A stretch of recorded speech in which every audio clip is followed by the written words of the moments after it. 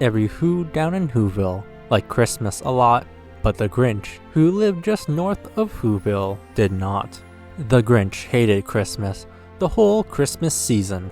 Now please don't ask why, no one quite knows the reason. It could be his head wasn't screwed on just right. It could be, perhaps, that his shoes were just too tight. But I think that the most likely reason of all may have been that his heart was just 2 sizes too small.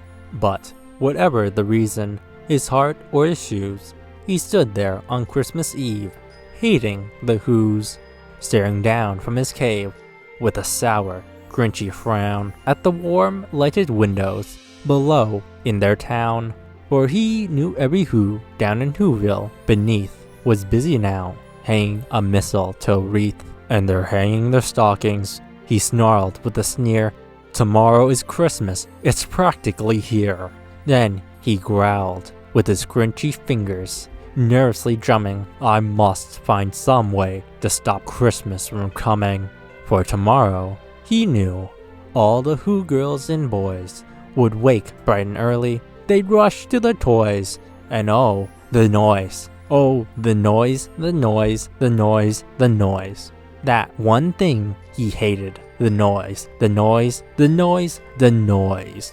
Then the Whos, young and old, would sit down to a feast, and they'd feast, and they feast, and they feast. Feast, feast, feast.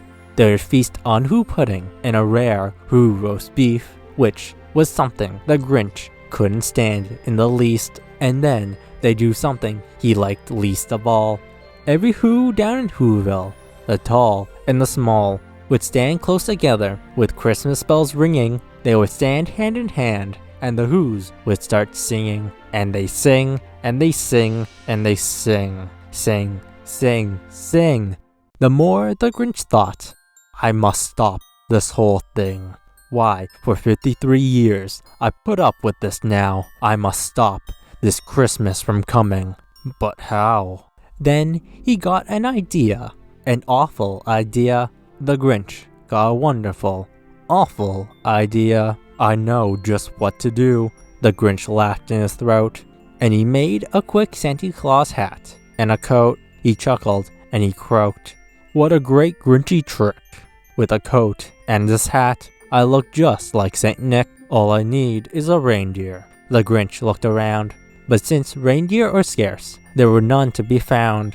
Did that stop the Grinch? No, the Grinch simply said, "If I can't find a reindeer, I'll just make one instead." So he called his dog, Max. Then he took some red thread, and he tied a big horn on top of his head.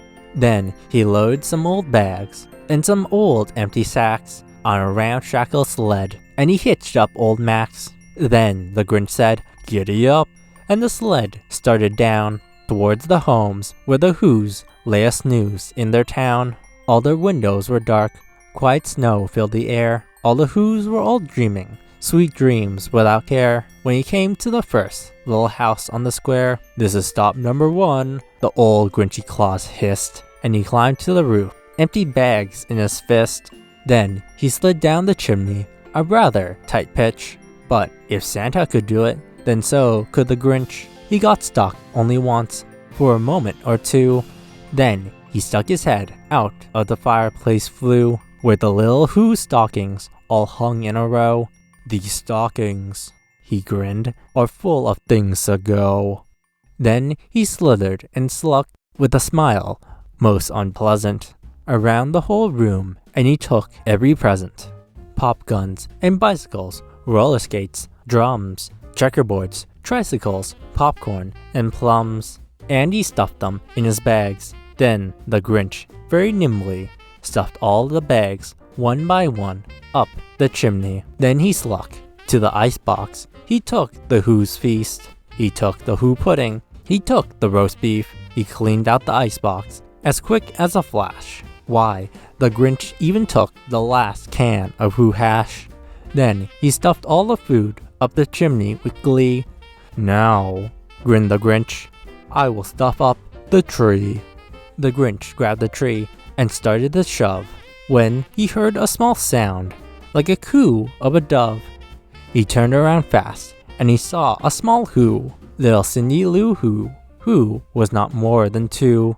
The Grinch had been caught by this tiny Who daughter who got out of bed for a cup of cold water.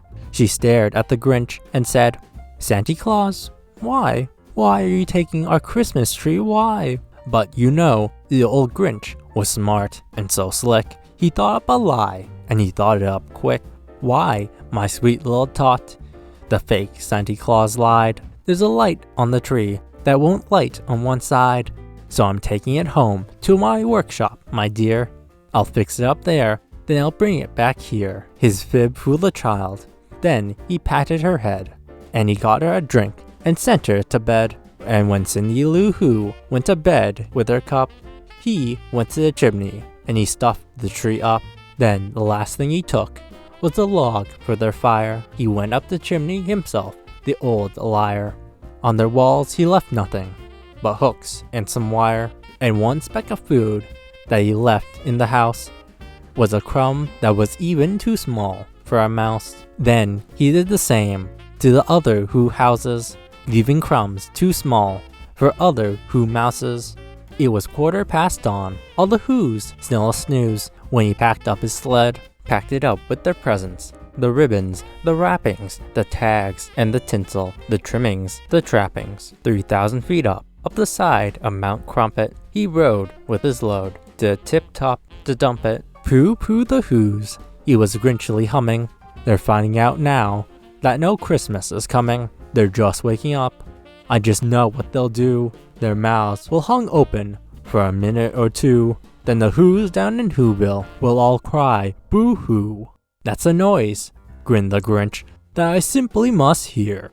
So he paused, and the Grinch put a hand to his ear, and then he did hear a sound riding over the snow.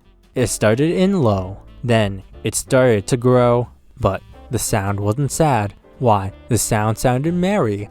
It couldn't be so, but it was merry, very. He stared down at Whoville. The Grinch popped his eyes. Then he shook. What he saw was a shocking surprise. Every Who down in Whoville, the tall and the small, was singing without presents at all. He hadn't stopped Christmas from coming. It came somehow or other. It came all the same. And the Grinch, with his Grinch feet, ice cold in the snow, stood puzzling and puzzling. How could it be so? It came without ribbons. It came without tags. It came without presents, boxes or bags. And he puzzled 3 hours, till his puzzler was sore. Then the Grinch thought of something he hadn't thought before. Maybe Christmas, he thought, didn't come from a store. Maybe Christmas, perhaps, meant a little bit more. And what happened then? Well, in Whoville they say that the Grinch's small heart grew 3 sizes that day. And the minute his heart didn't feel quite so tight, he whizzed with his load through the bright morning light, and he brought back the toys and the food for the feast.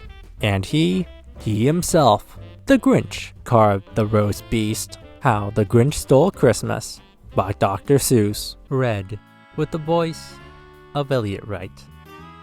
If you like this video, please hit like and subscribe. It really means a lot. Thanks. This has been Eliot Rite, writing goodbye. Until next time. You're a mean one, Mr. Grinch.